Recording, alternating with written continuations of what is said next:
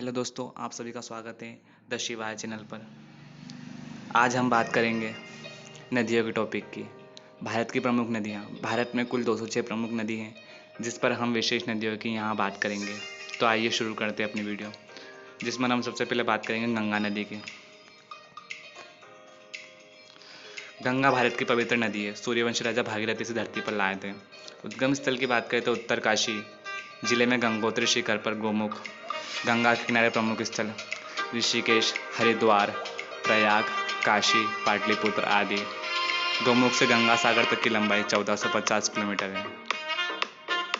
Second नदी की बात करें यमुना नदी। यमुना का उद्गम स्थल यमुनोत्री शिखर है।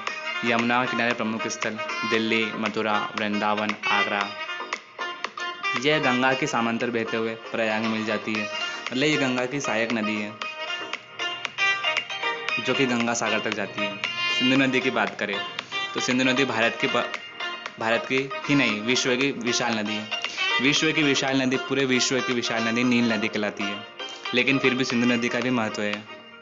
उद्गम स्थल तिब्बत से स्थित कैलाश मानसरोवर के पास। बहाव की बात करें तो तिब्बत में 250 किलोमीटर, जम्मू कश्मीर में 550 किलोमीटर, शेष 2380 किलोमीटर पाकिस्तान में है। इसकी कुल लंबाई की बात करें तो 3180 किलोमीटर। वैदिक संस्कृति का विकास इसी के किनारे हुआ था। मोहनजोदड़ो व हड़प्पा संस्कृति इसी के किनारे थी। ये वैदिक काल की नदी है। सरस्वती नदी की बात करें तो उद्गम स्थल हिमालय, बहाव हरियाणा, राजस्थान, गुजरात होती हुई सिंधु सागर में, अरब सागर में मिल जाती है। वर्तमान में यह ऊपर से विलुप्त हो गई, लेकिन आज भी हरियाणा और राजस्थान के प्रदेशों में अंदर ही अंदर प्रवाहित होती है। गंडकी नदी की बात करें तो उद्गम स्थल नेपाल में मुक्तिनाथ से थोड़ा आगे दामोदर कुंड से निकलती है। बहाव की बात करें तो बिहार राज्य में प्रवेश करती हुई गंगा में मिल जाती है। ये भी गंगा की सहायक नदी है। इस नदी में प्राकृतिक और विशाल स्वरूप वाले शालिग्राम प्राप्त होते हैं। ब्रह्मपुत्र नदी की बात करें तो उद्गम स्थल मानसरोवर के पास विशाल हिमानी है, मतलब हिमालय पर्वत है। बहाव की बात करें तो तेजपुर, गुवाहाटी, डिब्रूगढ़, शिव सागर आदि। तिब्बत में इसको सांपो तथा अरुणाचल व असम में इसे लोहित कहा जाता है। लंबाई की बात करें तो 2900 किलोमीटर इसकी लंबाई है। नर्मदा नदी, ये नदी मध्य प्रदेश की जीवन रेखा कहलाती है। उद्गम स्थल अमरकंटक से निकलकर अरब सागर तक जाती है। बहाव की बात करें तो ओकारेश्वर, मानधाता, शुल्क तीर्थ, भेड़ाघाट, जबलपुर, कपिलधारा आदि। सती अनसुईया का मंदिर भी पास ही बना है। और इस पर हमारा 12 ज्योतिर्लिंग में से एक ज्योतिर्लिंग ओकारेश्वर ज्योतिर्लिंग, जहाँ पर ममलेश्वर महादेव इसी नदी के किनारे हैं। लंबाई की बात करें तो 1300 किलोमीटर इसकी लंबाई है। ये नदी एक ऐसी नदी है जो पूर्व से पश्चिम की ओर बहती है। सेकेंड नदी की बात करें तो गोदावरी।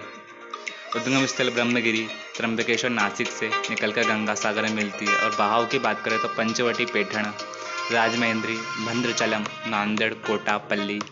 ये दक्षिण भारत की गंगा भी कहलाती है, जो कि महाराष्ट्र के एरिया में है। इसकी लंबाई 1450 किलोमीटर है। कृष्णा नदी, उद्गम स्थल सह्याद्री पर्वत माला में महाबलेश्वर के उत्तर में स्थित कराड़ नामक स्थान से निकलकर गंगा सागर में मिलती है। बहाव की बात करें तो सादरा, सांगले, रायचूर, विजयवाड़ा, नागार्जुन सागर। लंबाई की बात करें तो 1280 किलोमीटर इसकी लंबाई है।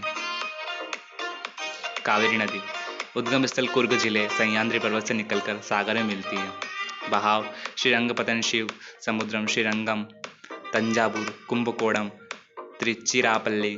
लंबाई की बात करें तो 800 किलोमीटर। महानदी, उद्गम स्थल रायपुर जिले मध्य प्रदेश गलत लिखा है, रायपुर जिला अब जो कि छत्तीसगढ़ में है। इसके दक्षिण पूर्व में सिंघावा पर्वत से निकलकर उड़ीसा में कटक के पास सागर में मिलती है। बहाव की बात करें तो रायपुर, बस्तर, बिलासपुर आदि। लंबाई की बात करें तो 860 किलोमीटर। विश्व का सबसे लंबा बांध हीराकुंड बांध महानदी पर ही बना हुआ है।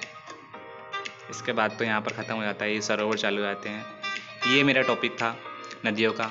आई होप गाइस आपको ये वीडियो अच्छी लगी हो तो लाइक कीजिए एंड थैंक यू।